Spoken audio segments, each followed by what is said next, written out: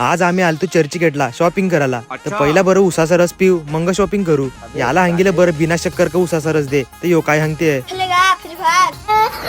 मग काय निघलो आम्ही मनीष मार्केटला जावाला. आम्ही ना 42 तास फिरलो पण आम्हाला पाहिजे हा कपडा भेटत नव्हता. खावा पिवाशी फुल सोय होती. खाईल का पिहील हंगत. यो बाई हंगते यो कपडा घे हंगत आपू यो खत्री वाटते हंगत. चालल तर बरं तू हांगील तर तात्या जाम खुश होता. हांगता आज माई बायको जाम खुश होईल हंगत पैसे बघून.